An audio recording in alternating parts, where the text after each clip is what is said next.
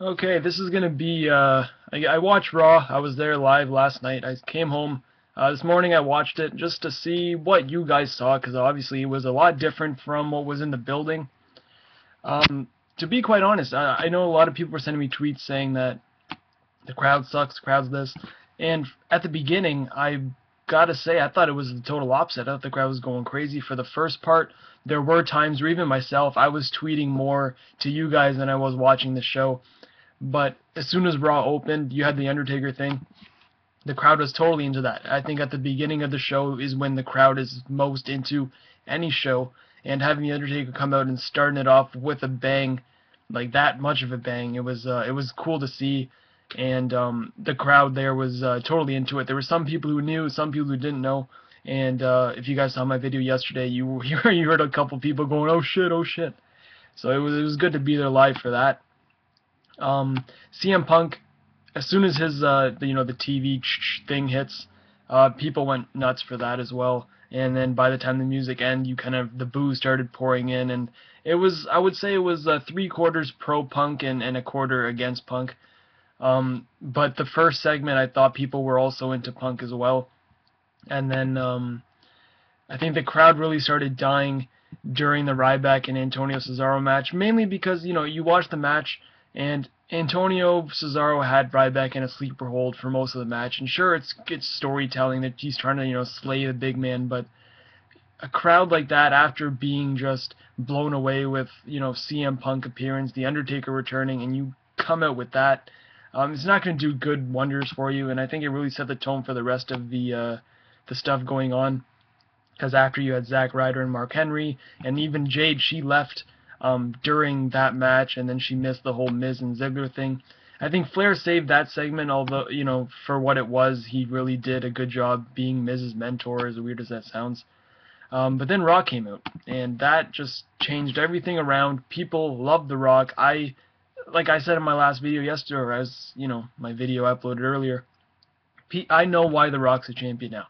He electrifies people. I know it sounds cliche from coming, directed at him, but he is probably the number one guy in wrestling. Whether he's part-time, whether he's this, he brings something else to the table that no one else on the current roster, or no one in wrestling right now, brings. So, it just makes me that much more excited for WrestleMania.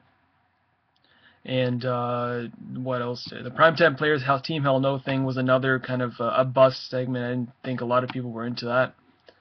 The Brodus Clay, the Honky Tonk Man thing is another one. I'm sure it came off bad on TV, and I wasn't even into it live. Fandango thing, it was stupid. Triple H thing, it was good, but I really did expect a lot more coming from the crowd. But watching it on TV, Triple H was there to fight, and it's a good setup to the feud. It's not like he just kind of challenged Lesnar out of nowhere. He kind of told a backstory towards, the old man's on the bed and, this and that.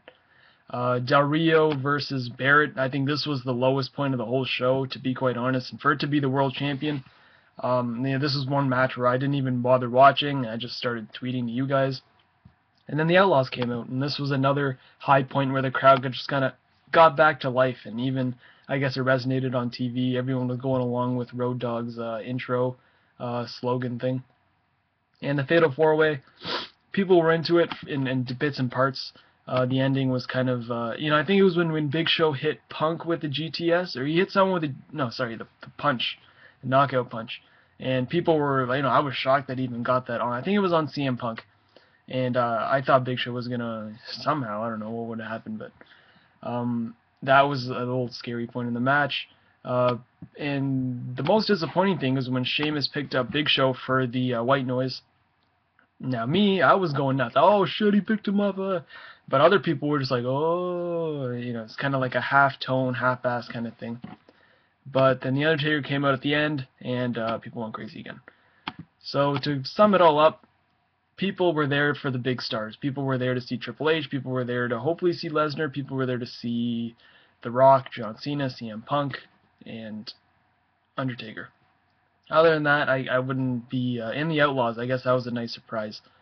Other than that, it didn't seem like the crowd was too much into a lot of things that were going on. Me being there live, it kind of came off different. There was bits and parts, and Ric Flair obviously, but it was a good show. I thoroughly enjoyed the show, watching it live and watching it on TV.